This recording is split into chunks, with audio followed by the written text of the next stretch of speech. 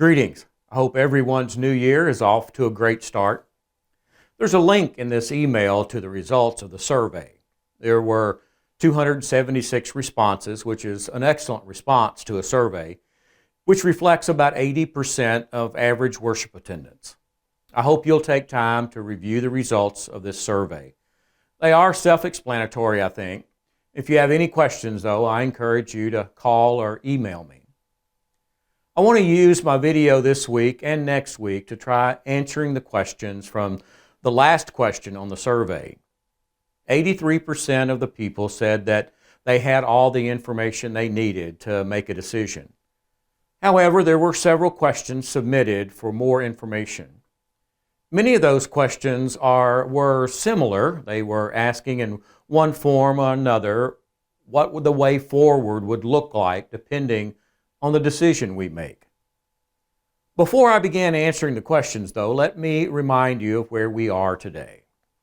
As of today, nothing has changed in the United Methodist Church's stand on homosexuality, nor can it change until General Conference 2024. And then it may or may not change. It's the same as it has been for decades. We do not ordain self-avowed practicing homosexuals, and we do not do same-sex weddings. Have some bishops and clergy broken those prohibitions by ordaining LGBTQ clergy and doing same-sex weddings? Yes, they have, and they should not have. And then secondly, the number who have broken those rules are very small compared to the total number of bishops and clergy we have. And in response to the bishops who have broken those rules in the Book of Discipline, the Council of Bishops has asked the Judicial Council, which is the denomination's Supreme Court, for a declaratory decision on part of paragraph 413 in the Discipline. This paragraph deals with how complaints against bishops are handled. Also, as of today, the denomination's doctrine on who Jesus is has not changed and is not likely to change. Now, do some clergy deny the divinity of Jesus and the resurrection? I've read that they do, but I personally don't know any. And out of the 38,000 United Methodist clergy, the number who do would be minuscule. So now, what does it mean for a congregation to disaffiliate? To disaffiliate means congregations leave the United Methodist Church and become an independent congregation or join another denomination, most likely the Wesleyan Church, the Free Methodist Church, or the Global Methodist Church. All of these denominations can be found through an easy Google search, and you can see what each of them believe on their websites. Those who have disaffiliated or who want to disaffiliate are assuming that the United Methodist Church is going to become more theologically progressive, and they are also concerned with the bishops and clergy who have not followed the Book of Discipline. Congregations can only disaffiliate after the congregation has voted, and all full members can vote, and you must be present at a duly called meeting of a church conference.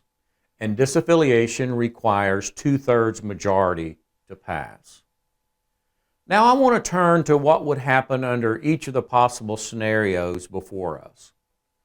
So what happens if the congregation does not take a vote on disaffiliation? It means we will remain a United Methodist congregation and we will continue as we have for the last 54 years. So what happens if we take a vote and we do not reach the 2/3 majority threshold? We would continue as a United Methodist congregation. What happens if we wait until General Conference 2024? Waiting until General Conference will give the congregation a clearer picture of what is happening in the denomination. Currently, there is a lot of guessing on everyone's part. But the fact is, no one knows what will happen. Some are saying that if we wait, General Conference will close the door on disaffiliation and not let churches leave, or if they do, the cost will be prohibitive. On the other hand, some are saying that General Conference will continue to allow for disaffiliation under similar conditions that we currently have. No one knows what will happen. However, the Book of Discipline has always allowed a way for a church to leave the denomination. Now, what happens if we take a vote to disaffiliate and it passes? We must vote before March the 15th, which is the deadline. If we do that, we would still be a United Methodist congregation until June the 6th, when the Kentucky Annual Conference would vote to ratify the disaffiliation vote, which means all committees would continue to function under the Book of Discipline until June the 6th. The committees we have in place are there to operate a United Methodist congregation and not to help the congregation leave the United Methodist Church. Therefore, as soon as possible after the vote is taken to disaffiliate, a transitional team would be established to work through the details of next steps. The team would be responsible for raising the disaffiliation fees, which currently are approximately $440,000. They would have to secure a senior pastor because I would be staying with the United Methodist Church, and I will not speak for what other staff might do. The transitional team would do all the legal work of establishing a new congregation, like forming a new corporation and applying for tax-exempt status. They would decide how the congregation operates regarding administration and ministry committees. The team would decide on a recommendation to the congregation on whether to be an independent congregation or join another denomination.